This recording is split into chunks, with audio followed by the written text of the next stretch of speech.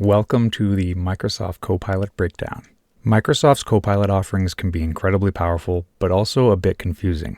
With multiple versions available across different environments and apps, it's easy to get mixed up about what you're using, what's included, and how it ties into your workflow.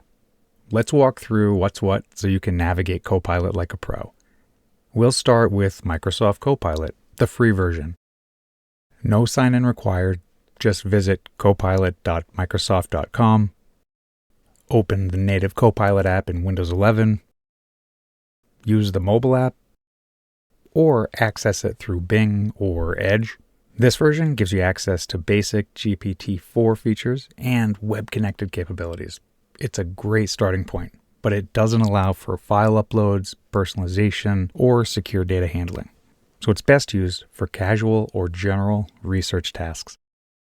If you sign in to the same Copilot experience with a personal Microsoft account, it unlocks more features. Now you can upload files, generate images with DALL-E, have longer, more context-aware conversations, and even use voice input. Sure thing, John. Here's a short list of 6 top office plans perfect for your Vermont office. It's still not connected to any work-related data, just your personal Microsoft services. Next, there's Copilot Pro. This is a subscription-based upgrade for personal users. This version will give you access to GPT-4 Turbo, which is faster and smarter than GPT-4, higher quality image generation, and if you also have a Microsoft 365 personal or family subscription, then it'll bring Copilot into apps like Word, Excel, PowerPoint, and more. This is powerful, but for personal productivity, and it does not integrate with your organization's data or apps. It's for personal use only, even with premium features. So if it tries to upsell you to Copilot Pro, that's not really the one you want if it's for work.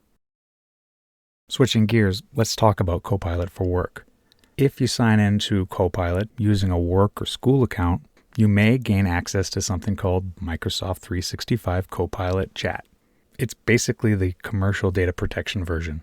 This doesn't require an extra license, but it gives you a secure chat experience with enterprise-grade protections. You can upload files, get help with summaries or planning, and even interact with something new called Copilot agents. They're amazing, they're task-specific, and they're assistants designed to help with your business workflow. However, it won't access your Outlook, Teams, SharePoint, or other work tools in real time. It's a secure productivity upgrade, but not the full experience. That brings us to the fully licensed version of Microsoft 365 Copilot, the one everyone's talking about. This requires an additional paid license on top of your Microsoft 365 subscription. And it's the only version that deeply integrates across your apps and data. With this version, you get Copilot directly inside Word, Excel, PowerPoint, Outlook, Teams, OneNote, Loop, and more. It can summarize emails, analyze spreadsheets, create presentations, and even catch you up on missed meetings, working across your calendar, Teams chats, OneDrive, and SharePoint files in real time. It's like having a personal assistant embedded in your daily workflow. And with actions starting to roll out, Copilot becomes even more capable.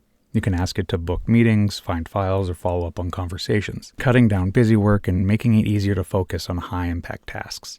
And thanks to deep integration, you'll find Copilot buttons throughout Microsoft 365 in ribbons, side panels, chat threads, in meeting summaries. It's fully baked into the ecosystem. One of the biggest sources of confusion is naming. Microsoft has applied the term Copilot pretty broadly, but not all Copilots are created equal. Microsoft Copilot usually refers to the free or pro version for personal use. It's awesome. But Microsoft 365 Copilot refers to the enterprise-grade version with full integration into your work environment. Even the apps are different. The Windows 11 Copilot app is for personal use only. To use Microsoft 365 Copilot, you may need to install a separate app from the Microsoft Store, and your organization might restrict that.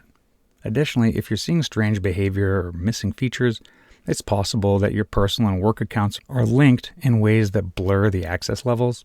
The key takeaway is to know which version of Copilot you're using.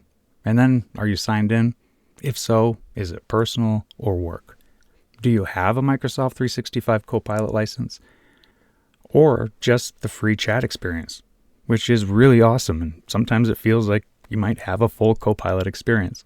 Look for the green Enterprise Data Protection Shield just to confirm that you're working in that secure work-protected environment. And it's a good idea to always avoid pasting sensitive information into Copilot unless you're certain it's in the enterprise version tied to your organization's security policies.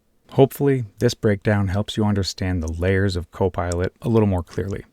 With the right setup, Copilot can be an incredibly helpful productivity partner. Just make sure you know which version you're using and what it's capable of. Be smart, it's happening, so be ready, and don't forget to take some trainings. I encourage you to experiment, try it out. You're still the pilot. And you can use Copilot to spark creativity.